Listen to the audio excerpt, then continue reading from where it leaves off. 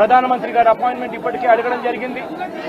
అమిత్ షా గారిని president appointment కూడా అడగడం కూడా జరుగుతుంది. వీళ్ళందరూ కూడా అపాయింట్మెంట్ ఇస్తే వీళ్ళందరినీ కూడా కలిసి వీళ్ళందరికీ కూడా చెప్పే కార్యక్రమం కూడా చేస్తాం. సరే, ఈ ఇష్యూలో మీ చెప్పేటప్పుడు నువ్వు ఫ్లోప్ అవుతుంది కదా.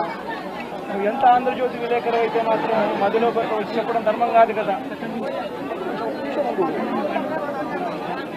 ఏం చెప్తా అంటే సీరియస్ గా జరుగుతా ఉన్నది ప్రధానమంత్రి అపాయింట్మెంట్ను, హోంమంత్రి అపాయింట్మెంటు, ప్రెసిడెంట్ గారి అపాయింట్మెంటు, వీళ్ళ ముగ్గురు అపాయింట్మెంట్ కూడా అడగడం జరుగుతూ ఉంది.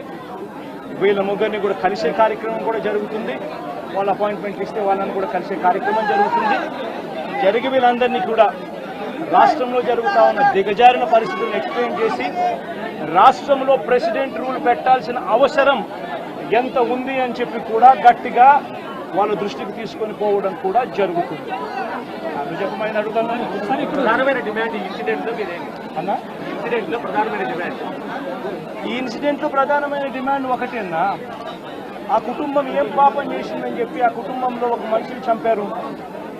చంపడమే కాకుండా ఆ కుటుంబాన్ని అప్రతిష్ట పాలు చేస్తూ ఆ పిల్లాడి మీద ఎలాంటి చెప్పుకోదగ్గ హత్యలు చేసిన కేసులో, లేకపోతే ఒక ఫ్యాక్షన్ కేసులో, లేకపోతే తన ఒక ఫ్యాక్షన్ లీడర్ కిందనో, ఒక హత్యలు చేసిన వ్యక్తి కిందనో తనను ఒక ప్రొజెక్ట్ చేసి పోలీసులు ఏ రకంగా ఆ వ్యక్తి, ఆ పిల్లాడి వ్యక్తి ఆ జీవితము, ఆ కుటుంబం జీవితంతో చెలగాటలాడుతూ ఏ రకంగా వ్యక్తిత్వ హరణ చేస్తూ ఉన్నారో ధర్మమేనా? లేకపోతే మీకైనా కానీ ఎవరైనా కూడా ఇదే మాదిరిగా చేసి మీరు హత్య కాబట్టి సింపతైజ్ చేయాల్సింది పోయి సింపతైజ్ చేయకపోగా మీరు హత్య రాజకీయాలు చేసేవాళ్ళు అన్నట్టుగా, మీరు ఫ్యాక్షన్ రాజకీయాల్లో ఉన్నట్టుగా, మీరు ఇంతకు ముందు ఏదో చేశారని చెప్పి తప్పుడు ప్రచారం చేసి ఆ తప్పుడు ప్రచారంలో భాగంగా మిమ్మల్ని చంపారని చెప్పి మీ మీద చేస్తే మీకు నచ్చుతుందా? కనీసం పోలీసులు అనే వాళ్ళు ప్రేక్షక పాత్ర వీడి చంద్రబాబు నాయుడు అనే వ్యక్తి క్షమాపణ చెప్పాలి. మోస్ట్ ఇంపార్టెంట్ థింగ్, రాష్ట్రంలో జరుగుతూ ఉన్న దాడులను తాను ఖండించి క్షమాపణ చెప్పి ఇక మీదట ఇలాంటి పరిస్థితులు ఉండవు అని చెప్పి ప్రజలకు భరోసా ఇవ్వాలి. వైఎస్ఆర్సీపీకి ఓటు వేసిన వాళ్ళకు కూడా భరోసా ఇవ్వాలి.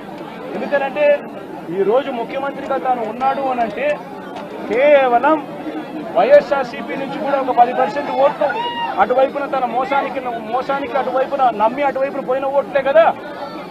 ధర్మంగా అది కదా ఈ మాదిరిగా చేయడం. మొట్టమొదటిసారిగా చంద్రబాబు నాయుడు క్షమాపణ చెప్పాలి.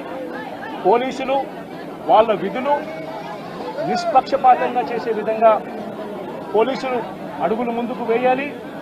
ఇవన్నీ జరిగేదానికోసమే ఒత్తిడి తీసుకొచ్చే కార్యక్రమంలో భాగంగా ఇవన్నీ చేస్తారు.